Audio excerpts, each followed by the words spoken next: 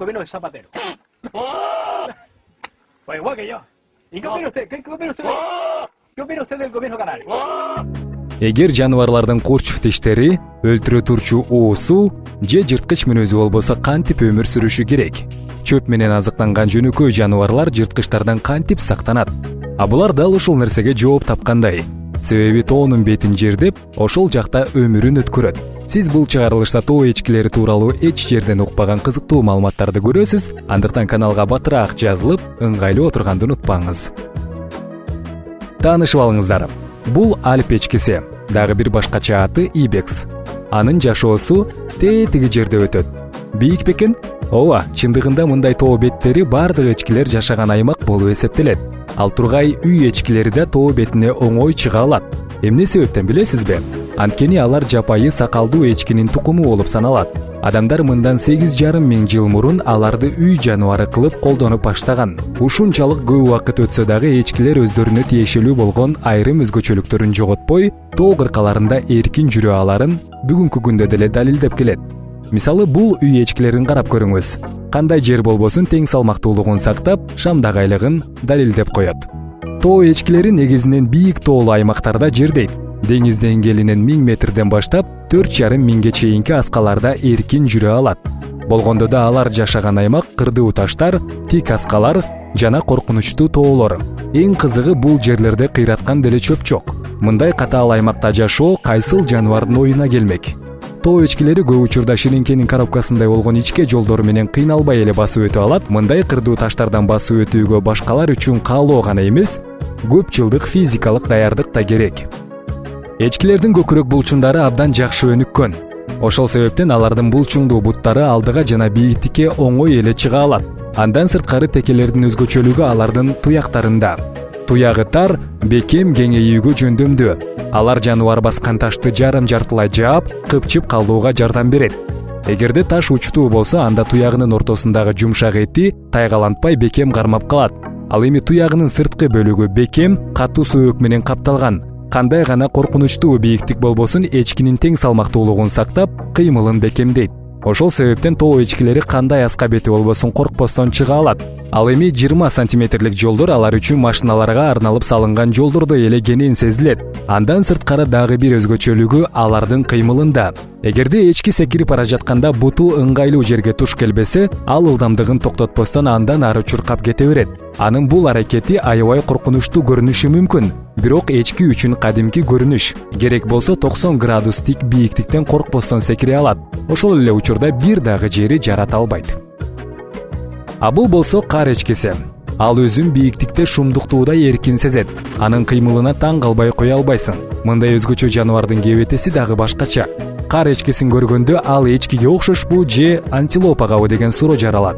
Чын-чынына келгенде алар уйга окшош эчкилердин жакын туугандары болуп саналат. Мүйүзү башка эчкилерге салыштырмалуу кыска жана учтуу. Арыкчырай болсо дагы коюу жүнүнүн жардамы менен -46 градустагы суукта да эркин жашай алат. Эгерде кар эчкиси аскага чыгып, ылдый түшүүгө мүмкүн болбой турганын көрүп калса, анда ал бийиктиктен ылдыйды көздөй секирет. Мындай аракеттер аларга коркунуч жаратпайт. Улак кезинен тарта апасынын артынан ээрчип жүрүп, жашоо үчүн күрөшүп, аман калуу үчүн бардык тоскоолдуктарды өтүп чоңоет. Булардын салмагы 140 килограммга чейин жетет. Ийненин учундай болгон тик аскалардын чыныгы мастерлери десек туура болот. Кээ бир учурда алар акылга сыйбай турган кадамдарды жасайт. Мисалы, бул эчки өйдөгө чыкканы жатат. Таштардын кичинекей кырларын пайдаланып, дээрлик эң чоң плотинанын төбөсүнө чейин көтөрүлө алды. Болгондо да жалгыз эмес, аны менен кошо улагы да бар. Эмне үчүн бул жаныбар өмүрүн коркунучка салып, мынчалык бийиктикке чыгат?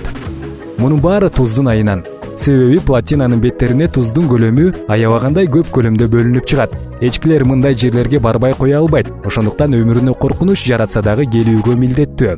Анткени туздар алардын мээсинин иштешин жакшыртат, организмдеги бардык процесстердин жакшы иштешине жардам берет. Ошол себептен плотиналардын беттеринен көп учурда эчкилерди көрүүгө болот. Биз үчүн коркунучтуу болсо, эчкилер үчүн кадимки көрүнүш. Керек болсо алар мындай бийиктиктен ылдыйды көздөй, кадимки жолдо чуркап бара жаткандай ылдамдык менен түшө алат. Ал эми мындай чоң плотиналар жок жерде организмдеги туздун көлөмүн унаалардын жолуна себилген туз менен толтурат. Жогорудагы амалга караганда бул ыкма алдаганча ыңгайлуу да. Жок дегенде жазга чейин муктаждыгын жөнөкөй жолдордо чече алат. Эч кандай ылдамдыгы жок ордунан бир канча бийиктикке секире алган эчкилердин бул аракеттерине таң калса болобу? Алар негизинен узундугу 3,5 метрге чейинки аралыкты оңой эле секире алат. Бул ыкманы чоң эчкилер эле эмес, керек болсо кичинекей улактары да кыйналбай аткарат. Ошол себептен үйдүн чатырына чыгуу, тагыраагы секирүү аларга жөнөкөй гана нерсе. Мындан сырткары эчкилер тоо беттеринде чыныгы беттештерди уюштурат. Бири-бирине алыстан чуркап келип аyoосуз сүзүшөт. Алардын тирешкенин үнү менен угуңуз.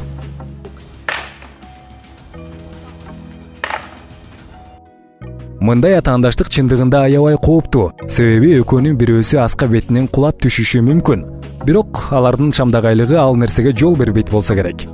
Катаал чөйрөнү ээлеген эчкилерди кууп жетүү дээрлик мүмкүн эмес. Ал тургай тоонун бетин 5 колдой билген шамдагай чыныгы мергенчи аталган ак илбирс үчүн дагы кыйынчылык жаратат.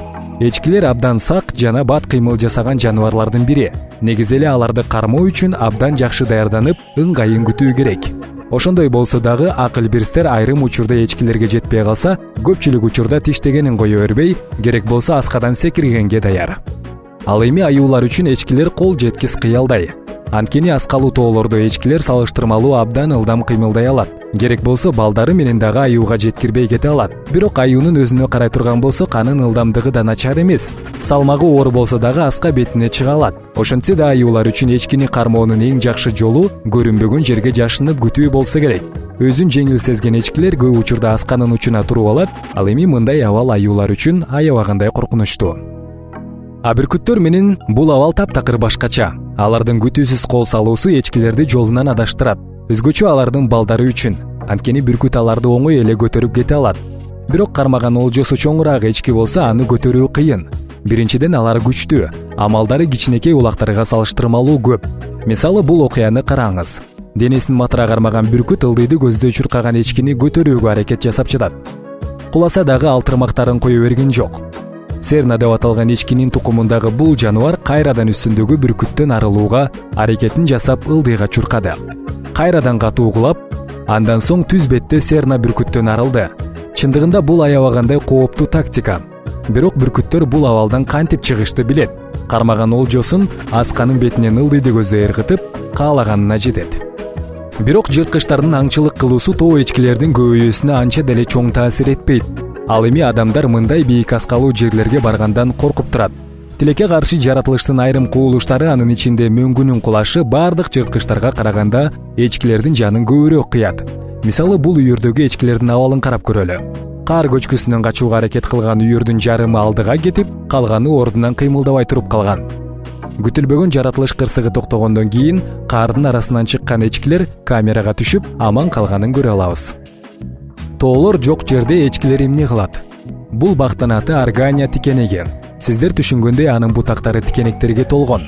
Бирок мароккалык эчкилерди бул таптакыр коркутпайт. Себеби эчкилер жакшы көргөн азык дал ошол даракта өсөт. Эчкилерди кайтарган малчылар дагы дарактын төбөсүнө чыкканы үчүн аларды кубалабайт. Тескерисинче жаныбарлар өйдө чыгышы үчүн тоскоол болгон тикенектерди кесип салат. Анткени алар эчкинин ашказанына барып тазаланып келген данектерди чогултуп алат. Мындай жол тикенектүү даракка чыгып тергенге караганда алда канча жеңил. Чогулган данектерди жергиликтүү тургундар иштетип, андан даарылык касиети бар косметика жасоодо колдонгон пайдалуу майды өндүрүшөт. Бул ролик сизге жакты деп ойлойм. Ошол себептен бармакты көтөрүп, лайк басып, баалаганды унутпаңыз. Андан тышкары кийинки роликте кайсыл жаныбар тууралуу сөз кылалы, аны да жазып коюңуз. Угушканча.